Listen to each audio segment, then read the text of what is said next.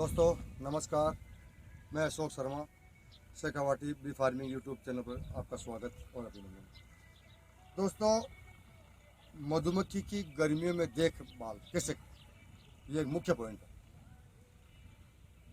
अभी देख लीजिए, मैं धूप में खड़ा हूँ और लगभग 35 डिग्री सेल्सियस अभी गर्मी है।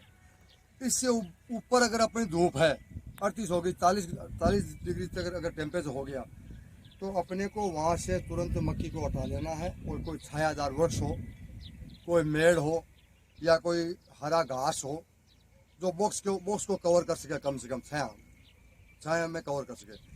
40 डिग्री से ऊपर टेम्परेचर है उस एरिया में आपको मधुमक्खी कतई नहीं रखनी है। दूसरी बात, मक्खी को कोशिश आपको मधुमक्खी पालकों, किसान भाइयों को, मेरे मित्रों को कोशिश ये रहनी चाहिए कि गर्मियों में अगर आप कहीं माइग्रेशन कर रहे हैं तो लगभग छोटे मोटे फूल तो यानी मल्टीपर्पज़ के जो फ्लावरिंग है, जनरल जो फूल होते हैं जंगल झाड़ के किसी भी तरह के, कम से कम पोलन की व्यवस्था तो मक्खी के लिए रखें आप। अगर पोलन की व्यवस्था आपके पास पर्याप्त है तो आप चीनी का घोल, गन्ने का रस, किसी तरह से आप मक्खी को जिंदा रख सकते हैं। दोस्तों, विशेष तौर से किसान भाइयों और मधुमक्खी पालकों में आपसे एक रिक्वेस्ट करता हूँ, प्रार्थना करता हूँ कि ये 2 महीने, जून और जुलाई, मई यानी मई, हाफ मई के बाद में, और जून और जुलाई, ये मान के चलिए 3 महीने अपने कठिन समय का है।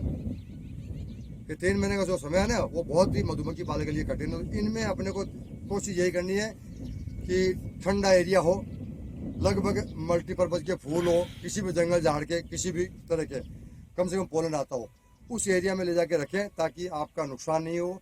अगर आप 30 डिग्री टेम्परेचर के आसपास कहीं छायादार पौधों के नीचे आप मधुमक्खी रखते हैं तो आप स्वस्थ हैं और आपकी मक्खी स्वस्थ है।